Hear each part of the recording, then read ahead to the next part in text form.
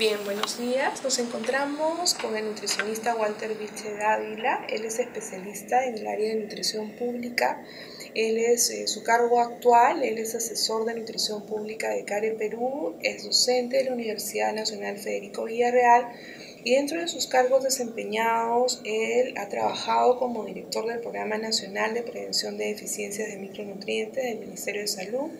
Ha sido miembro de la Secretaría de Coordinación del Consejo Nacional de Salud, supervisor integral nacional del Ministerio de Salud, ha sido consultor para UNICEF, para la prevención y control de los desórdenes por deficiencia de yodo, coordinador regional en Cusco del Programa Social de Desayunos Escolares, docente de la Universidad Nacional Mayor de San Marcos, y los estudios que él ha realizado cuenta con estudios doctorales en salud pública, realizados en la Universidad Nacional Federico Villarreal, una maestría en nutrición en la Universidad Mayor de San Marcos y un diplomado en gerencia de proyectos en la Universidad Nacional San Luis Gonzaga, entre otros estudios. Walter, es un gusto tenerte con nosotros y aceptar esta pequeña entrevista para la Red Peruana de Alimentación y Nutrición. Y la primera pregunta, Walter, es conocer tu opinión respecto a la situación alimentaria y nutricional que es tan compleja en el Perú, ¿no? Entonces queremos que nos sitúes desde tu punto de vista cuál es lo más urgente a solucionar en alimentación y nutrición en nuestro país. Bueno, podríamos empezar diciendo de que las prioridades nacionales de nutrición siguen siendo las mismas. O sea, tenemos que reducir la nutrición crónica infantil, que todavía se mantiene alta, un 22% a nivel nacional, y que todavía se mantienen las brechas entre lo urbano y lo rural. En lo que se refiere a la anemia nutricional por deficiencia de hierro, también es un problema latente, permanente. Todavía estamos por encima del 40% de los niños afectados por la anemia, niños menores de 5 años. Tenemos el problema de la deficiencia de otros micronutrientes como la vitamina A, que si bien se ha hecho algunos avances con lo que se refiere a la suplementación, a la educación, sin embargo todavía la pobreza, la escasez o la inseguridad alimentaria que puede existir en comunidades excluidas, dispersas, pueden mantener el problema como algo que debe ser atendido inmediatamente, ¿no? Bueno, y también lo otro que conocemos nosotros, un país andino y amazónico, el tema de los desórdenes por deficiencia de yodo lo tenemos controlado, pero eso no significa que nosotros dejemos de hacer las cosas, sino que hay que seguir vigilando que este alimento de la sal, que es considerado la estrategia universal, esté fortificada, que sea un alimento de calidad y que llegue a todas y a todos los peruanos, ¿no? Sobre todo las zonas andinas y amazónicas.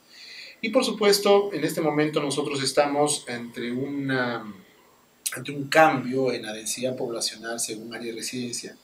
Cada vez hay una población más urbana que rural y con el urbanismo en la población, como sucede en cualquier latitud del planeta, aumenta el sedentarismo, disminuye la actividad física, se cambian los patrones de alimentos por alimentos que son más energéticos, se baja el consumo de fibra, de aquellos alimentos que pueden prevenir la obesidad, y entonces también tenemos el exceso de consumo de comida rápida, de comida rica en grasas, en carbohidratos. Entonces está llevando a que en las zonas urbanas hay un incremento del sobrepeso y obesidad, ¿no? En otras palabras, reconocemos que el país tiene 5 problemas que resolver, ¿no? El tema de la nutrición, la deficiencia de hierro, vitamina A, controlar el yodo y por supuesto atender el tema de sobrepeso y obesidad, ¿no? Este panorama que es bastante complejo, Walter, que nos mencionas, también desde tu experiencia, ¿no?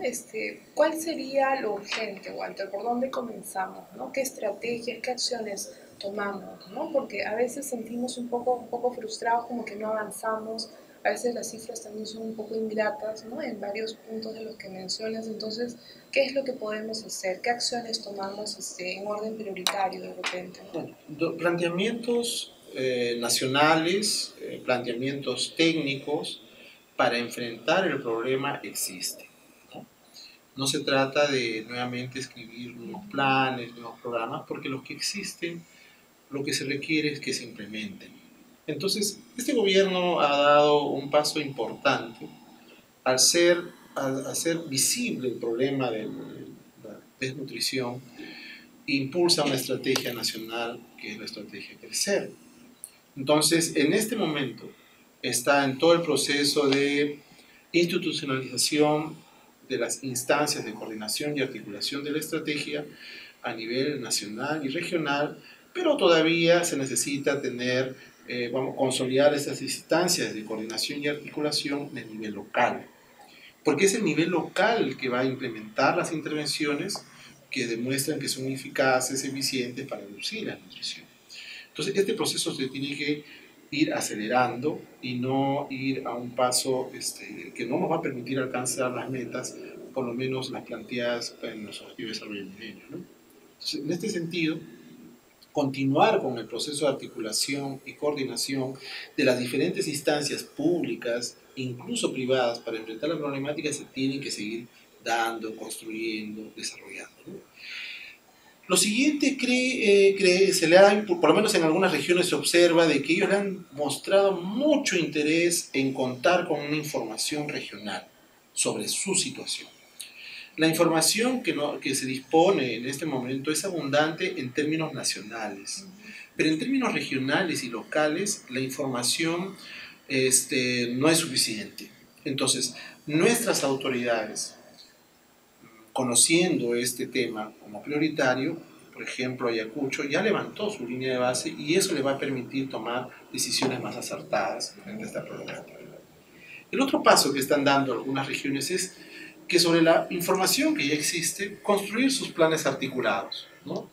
En sus planes articulados lo que se busca es que los diferentes sectores, programas y proyectos sociales vinculados en la lucha contra la nutrición crónica infantil tengan un plan articulado de sus intervenciones, con el afán de optimizar recursos, de tener mayor cobertura de sus intervenciones, de mejorar su focalización, disminuir la filtración y por supuesto hacer, vamos a decir, compartir experiencias para hacer un adecuado monitoreo, evaluación y supervisión de las intervenciones que se vienen desarrollando, ¿no?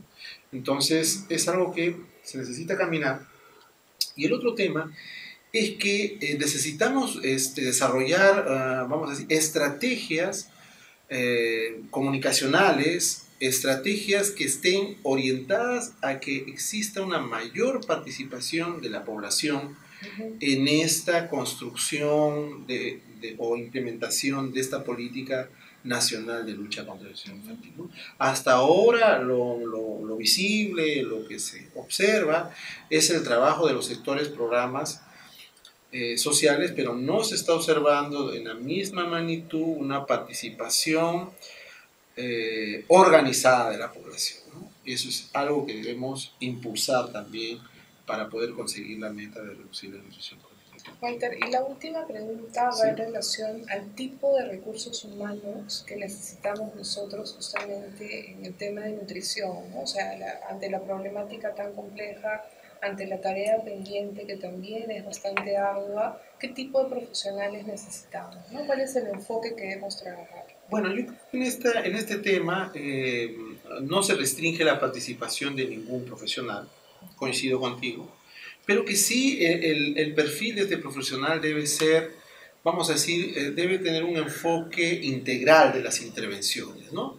O sea, donde no solamente se toque el tema del consumo, sino también se toque el tema de la disponibilidad, se toque el tema de la, vamos a decir, accesibilidad, de la generación de recursos, de intervenciones de protección del medio ambiente, de educación, ¿no? Tiene que tener ese enfoque en las intervenciones de los profesionales.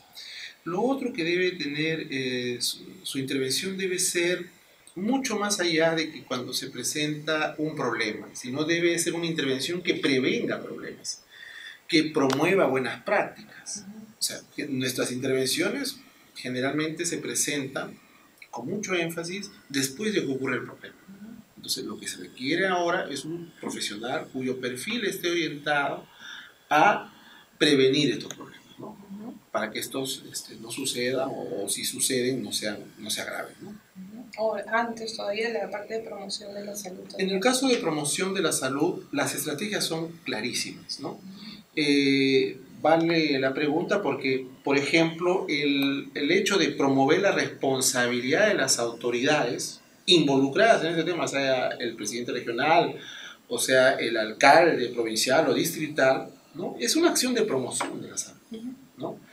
El tema de que todos tengan conocimiento sobre las estrategias o las acciones a realizar para disminuir el problema es una intervención de promoción de la salud.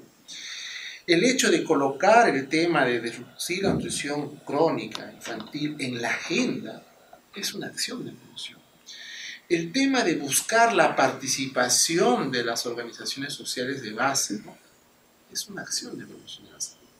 Entonces, sí, hay que ampliarlas, hay que reforzarlas, porque es la única manera de poder hacer sostenibles las intervenciones, es la única manera de hacer vigilancia ciudadana de nuestros gobernantes, que cumplan sus compromisos, y también es la única forma de desarrollar mecanismos para exigir rendición de cuentas de nuestras autoridades. Entonces, estas acciones de promoción de la salud nos permiten a nosotros conocer si nuestras autoridades están cumpliendo con sus compromisos o están cumpliendo con las acciones que ellos dijeron que iban a realizar, ¿no? Entonces, promoción de la salud sí es una intervención, la promoción de buenas prácticas es una intervención muy importante, y también me olvidaba de mencionar el hecho de que la población adopte prácticas. Esa es una acción de promoción. El hecho de que la gente, por ejemplo, tenga una alimentación diversificada. A las medidas de autocuidado, tema de participación que mencionabas. Sí, son medidas de promoción de la salud, ¿no? Son muy importantes y hay que desarrollarlas, hay que madurarlas, hay que sobre todo sistematizar aquellas que han sido exitosas, que han conseguido resultados, que eso también en el campo de la promoción nos falta todavía avanzar, ¿no? La sistematización de aquellas experiencias que han permitido que la población adopte prácticas saludables, ¿no? Correcto, Walter. Entonces te agradecemos por tus respuestas tan acertadas y como siempre agradecemos sobre todo tu apoyo al trabajo que venimos desarrollando institucionalmente, que está basado justamente también en formar recursos humanos en todos estos enfoques que hemos estado comentando. Muchas gracias. Gracias a ti por la invitación. Ok, muy bien.